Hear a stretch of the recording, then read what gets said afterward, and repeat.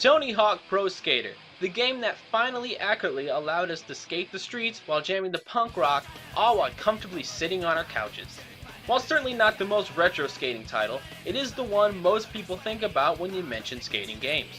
Released cross-platform in 1999 and even getting a port or more an adaptation for the Game Boy Color and N-Gage, it set a standard for a lot of X-game based video games. It is a very simple game at its core. You skate around different settings doing tricks to rack up points while trying to meet some certain goals.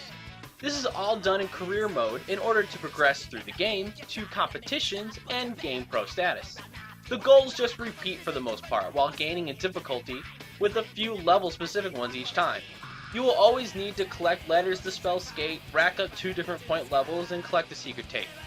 Each session in career mode is timed for 2 minutes. But you don't have to complete all the goals in that one session, which has always made me wonder why it was really timed at all. I guess it's just more for the sake of difficulty.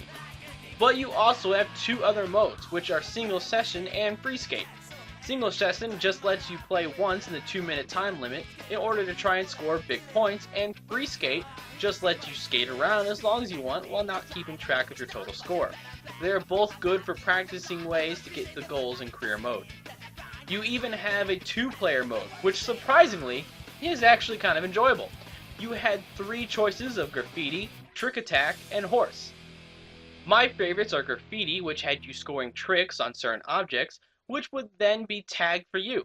The player with the most tagged buildings at the end would win.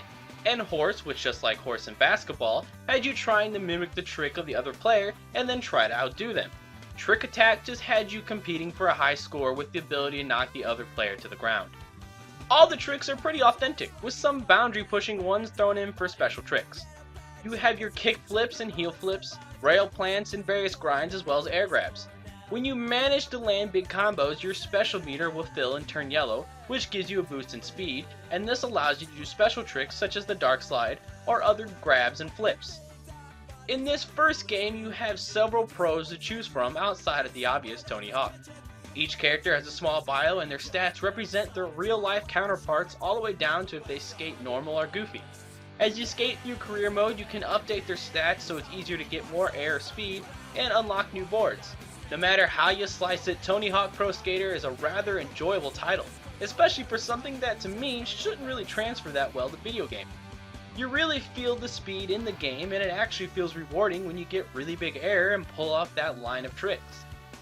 All the levels are crafted really well, making for enjoyable playing and having a good mix of easy to find and difficult to master lines. Top it off with a fun soundtrack and you have yourself a worthwhile game for your shelf. No matter if you're good at skating or just never found any interest in trying, I'm betting you'll enjoy this title, and probably most of its sequels. Pick it up for your console of choice and start catching some big air. Skate or die, dudes!